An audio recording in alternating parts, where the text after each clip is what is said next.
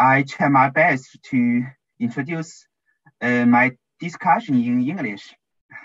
Good evening, teachers and friends. I'm very glad to be able to attend such a conference. Our first Lewin Beijing workshop in the history of pre-modern philosophy of nature to discuss a very mysterious concept, qi. This concept is quite rich with Chinese characteristics. It's also a core concept in Chinese philosophy and even in the history of Chinese science and technology.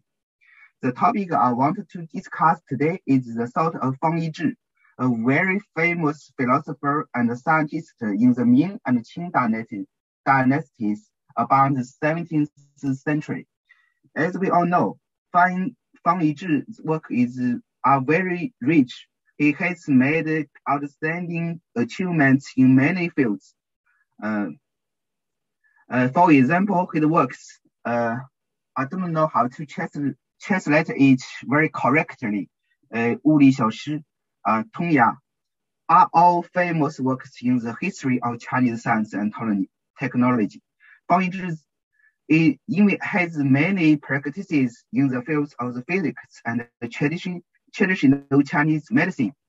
And more importantly, Fang Yizhi also loved learning very much. He knew a lot of Western knowledge from jurists at that time. In this case, Fang Yizhi's own thoughts are particularly noteworthy. On the one hand, Fang Yizhi has a very systematical summary and understanding of Chinese traditional knowledge. On the other hand, he has fully digested and absorbed Western learning at that time. Of course, Fang Yizhi's thoughts are very complicated, and even there are many changes throughout his life. So in this case, it's very difficult for me to have a macroscopic overall summary. So I just choose a small case to explore Fang Yizhi's thought. This example is very interesting because Fang Yizhi borrowed the latest Earth theory at that time. So she raising a very interesting statement. Draw water to the top of the highest mountain, and then the water is full of the sweet springs. So it's very under the explanation of Fang Yizhi established a global culture view. I don't know if anyone in other parts of the world put forward this idea at that time. But Fang Yizhi, the own interpretation of the Earth theory at that time is very worthy of attention. I don't know how you feel, but I think Fang Yizhi's open spirit is very shocking. Fang Yizhi's own absorption of the Earth theory at that time, because for the Fang Yizhi, he pointed that at that time, many people thought that water was flowing downwards, but in some cases, water was flowing upwards. So, more specifically, the water from many rivers flow to the sea, and the water from the sea flow to the center of the earth, because the earth is a sphere, and the water from the center of the earth flow to the top of the mountain. At this time, the water flows from the top of the mountain to the earth and become various rivers. This is a cyclic process, which is like a cycle. From Fang Yizhi thinks that this process is very similar to the communication process of various cultures. Various cultural forms also influence each other and can be integrated with each other. The influence between cultures, like the water cycle, we can't tell the beginning or the end at this time. From this thought, we can see that there is no certain culture centralism in Fang Yizhi's point. Moreover, Fang Yizhi also surpasses the cultural view of the China in the past. This is the cultural view of taking the sea as the ultimate destination. So we can see that the Earth just like a walnut. The most basically, the water from the river flow to the sea, and the sea flow to the center of the Earth. So it's like the similar to the blood circulation. In this time, we can see that Furniture has sought the theory of the Earth circle, the yellow equator, latitude and longitude precession, and so on, and in astronomical calendar calculation.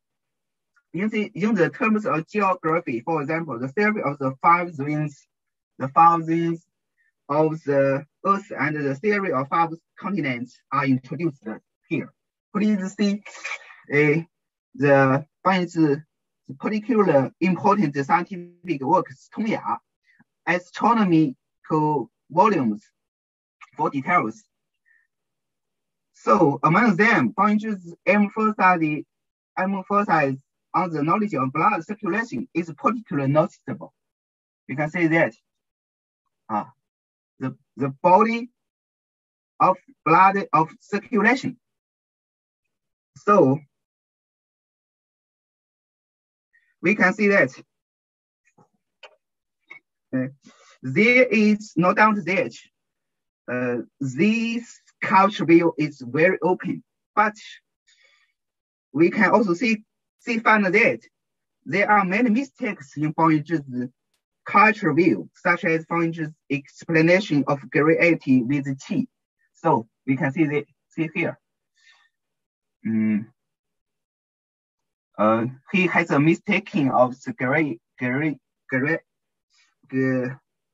gravity of with Qi. In fact, this is far-fetched. In addition, Furniture has a lot of wrong theoretical knowledge. However, no matter what, Furniture's culture view explains scientific knowledge with humanistic spirit. Explain the scientific knowledge with humanistic spirit.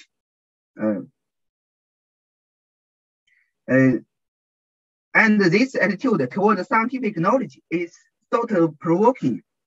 And Furniture think that we should learn from heaven and earth, even if there are contradictions in this process.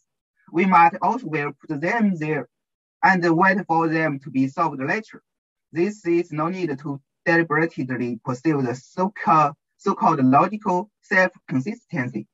Based on his belief in heaven and earth, Furniture believes that there was justice between heaven and earth, and the Eastern and Western cultures could be connected sooner or later.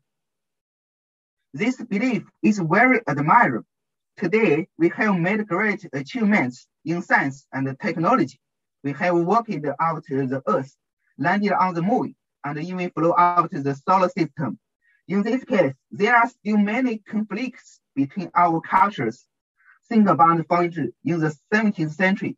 At that time, according to the shallow earth theory and the mistaken knowledge, but Furniture put forward such a global view of culture, which is worthy of our stand and reflection. The bound is my share. Thank you all.